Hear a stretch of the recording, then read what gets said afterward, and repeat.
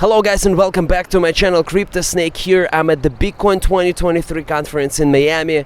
Bitcoin, energy systems and the state. I want to share with you the panel with Lyn Alden and Natalie Smolenski. Let's take a look.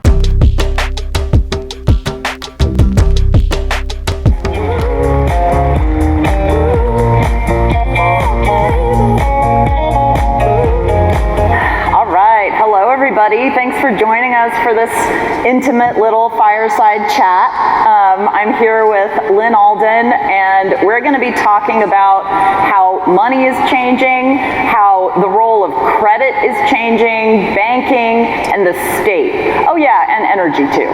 So stick around. I'm going to kick us off by just saying technology is accelerating everything, the pace of everything, including the pace of money.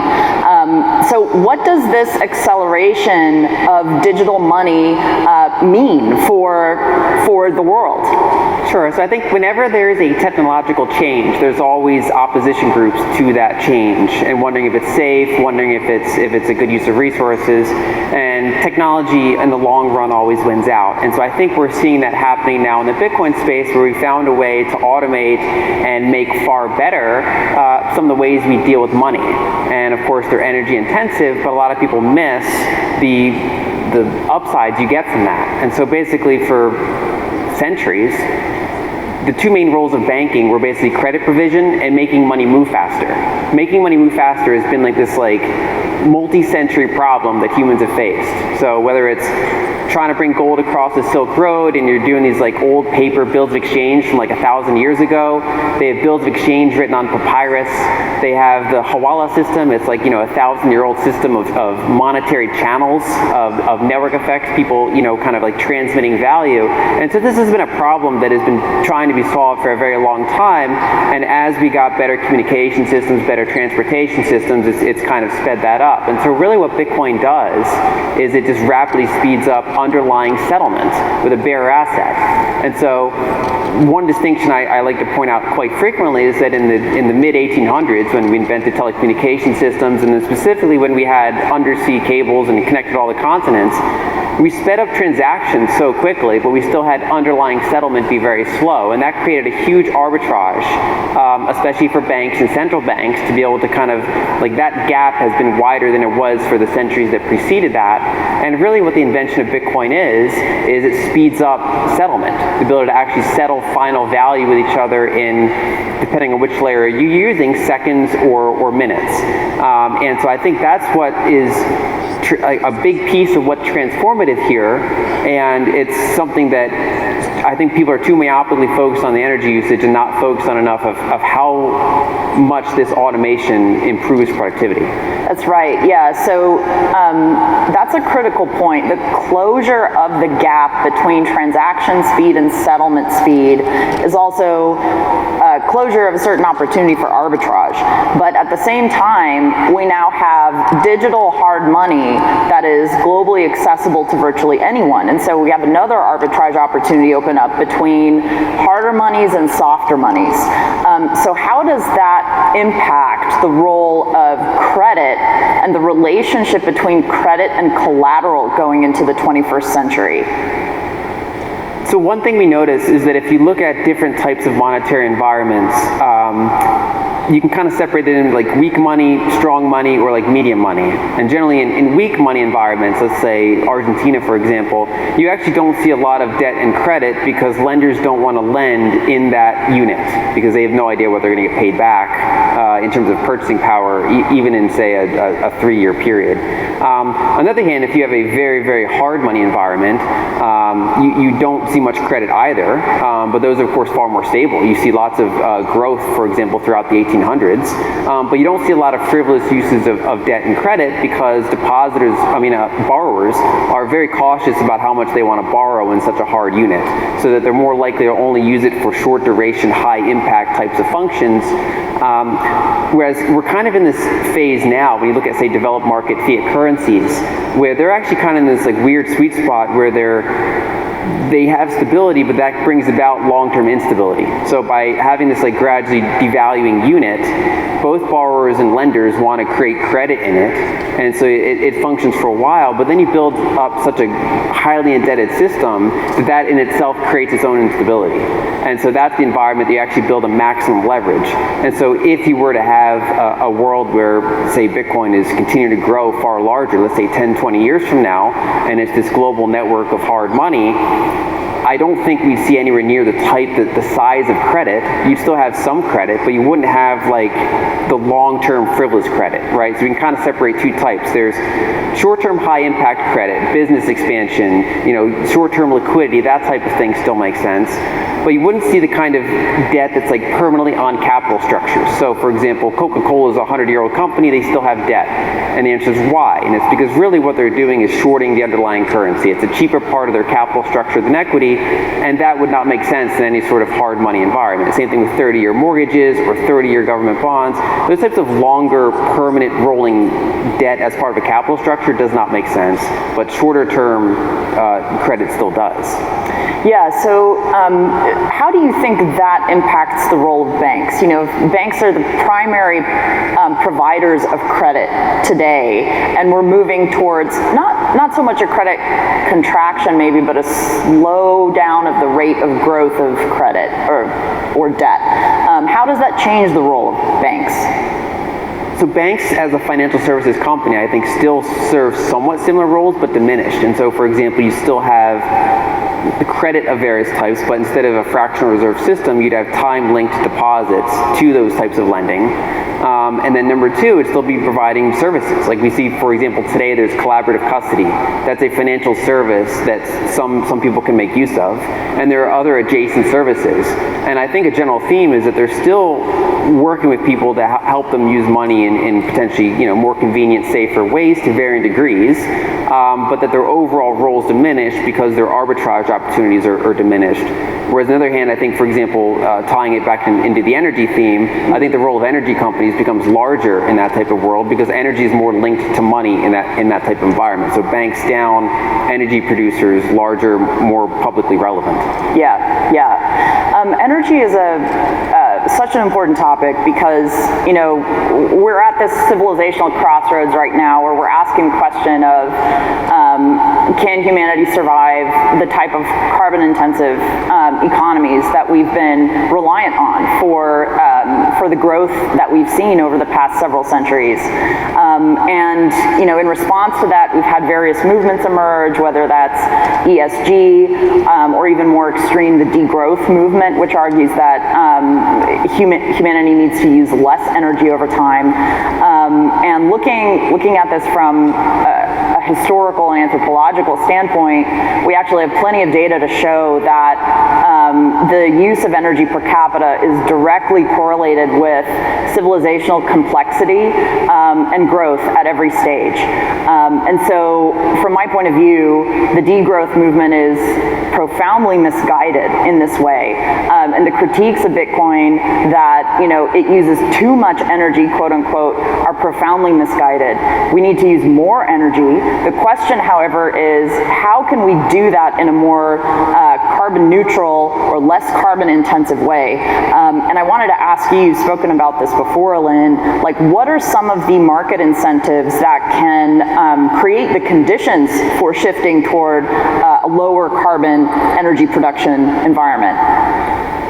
So in general, I think that like a lot of things that become politicized, there's too much focus on one number, which in this case is carbon. I think when you think about holistic use of energy, it's about price, it's about how clean is it overall. So air particulates, water usage, things like that. There's multiple variables that defines whether or not an energy source is quote unquote clean or not, and in what way, and is its impact, whatever environmental impacts it might have, is it happening at the source of production, or is it happening elsewhere? For example, mining materials and then not emitting pollutants at the source of actual on-site production. So there's also things about location and types of pollution that might be associated with energy. I think a general thing we see, and there's others that have been writing about this, I think, quite elegantly. Like Ross Stevens in his letter in 2020 wrote about this, that basically what Bitcoin mining does is it allows humans to more readily move towards sources of stranded energy rather than always having to bring energy to us.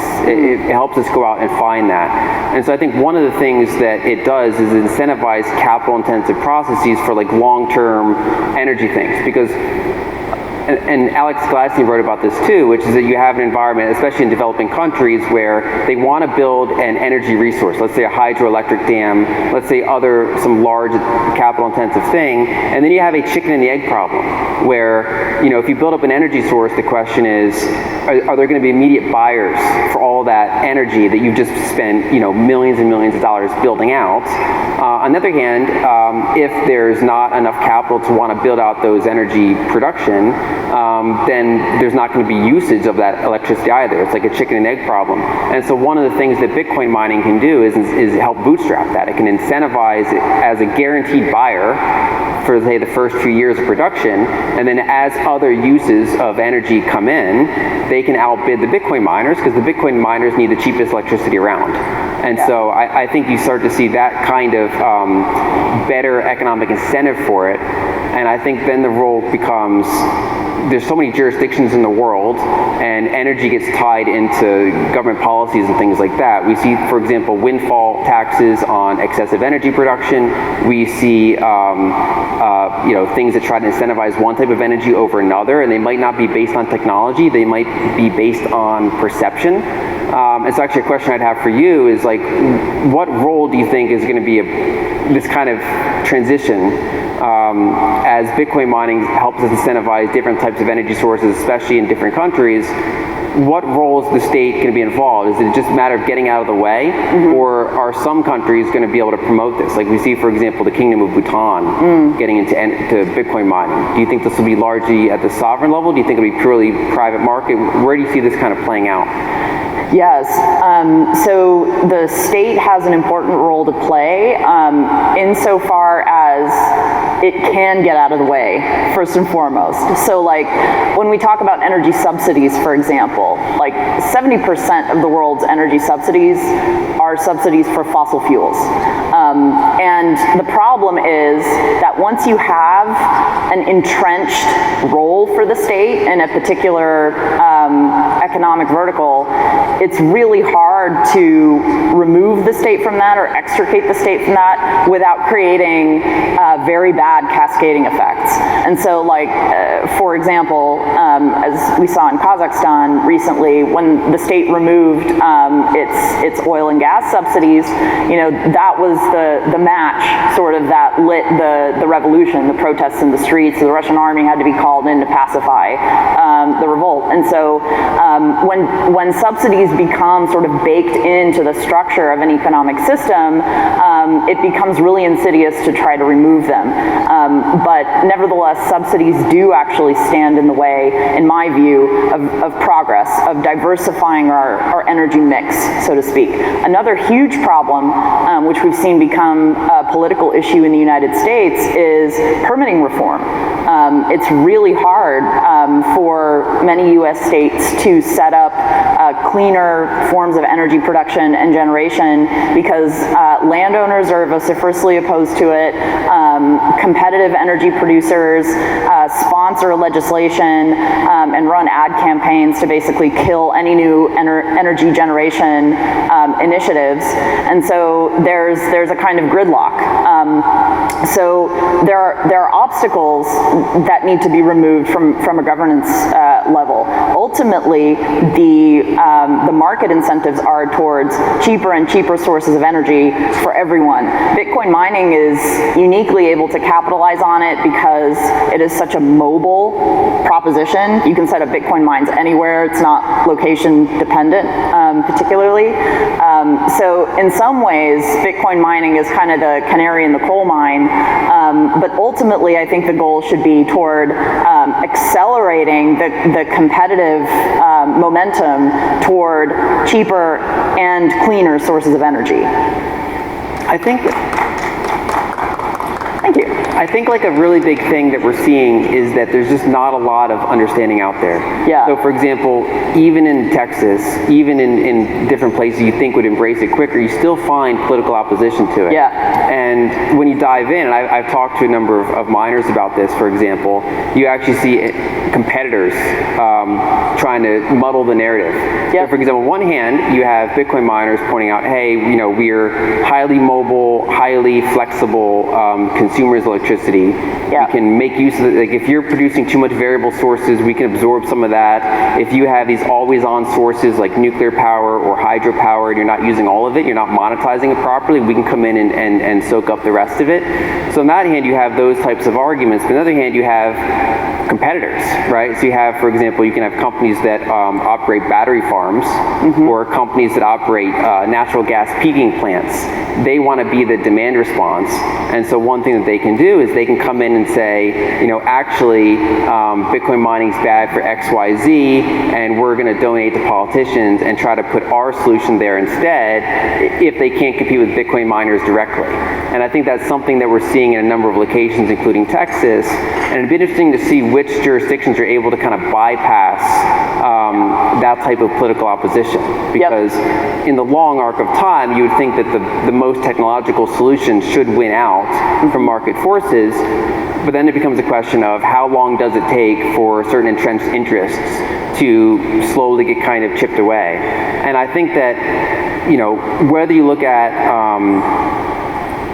I think overall one of the big problems is people just don't understand it.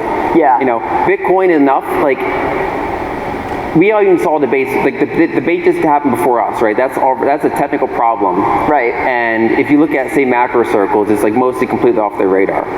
Same thing happens with energy, right? When you see the energy talking points that are out there in terms of like that New York Times piece, or you see it in politics, it's such a low surface understanding of how both Bitcoin works and how electricity works.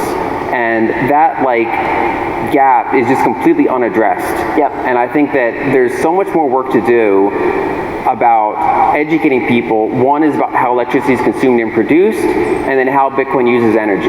Because when people actually see the numbers, like I've generally found that when you actually talk to politicians, you actually talk to policymakers, you actually kind of walk them through step by step how this works. In private, they tend to get it. Even in public, when they're limited to sound bites and they're limited to themes and things like that, it's very easy to gloss over the details. Yeah, 100%. And so, you know, what is the state actually good for? You know, we talked about the importance of deregulation, of getting the state out of the way, not putting its thumb on the scale with energy markets. But, you know, one of the value propositions, I would say, of the state is that it can be a vehicle for education. So, you know, when we talk about investing in America's energy future, for example, one of the key elements of that is, you know, beginning with our public education system, incentivizing the highest quality possible education worldwide. I think we've given up on the competitiveness of our education system, and that is a major problem. Like there are school districts around the country that are removing higher level STEM courses from public school curricula, ostensibly in the name of equity. But I would suggest that you don't achieve equity by lowering your standards. Instead, every American child deserves the opportunity to be excellent. And so deregulation, education, and immigration, these are the three pillars. Immigration is the third. We have cut off the funnel valve, the talent funnel into the United States. There are so many hoops that immigrants have to jump through. The smartest people in the world who cannot remain in this country if they don't have an employer sponsoring them. You know, people who, like 75% of the graduate students in the United States are foreign. We're training these people to be the best in the world at what they do, and then we're kicking them out. We need talent in this country. We need to nurture it locally, and we need to bring it in and incentivize it.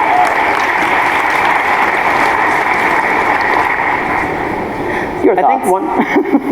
I think one way to kind of like, as we wrap this up over the next few minutes, is to what are like the highest impact things to help people understand these types of problems more? So I think that one thing both education and kind of like the political like theater that happens is trained on is really focused on sound bites and is focused on a myopic view and not like that second and third order effects. So for example, they look at Bitcoin and they say it consumes X amount of energy, and it's almost like funny because Bitcoin's energy usage is among the most transparent, it's easy to quantify and then use statistics to make it look bad or look good.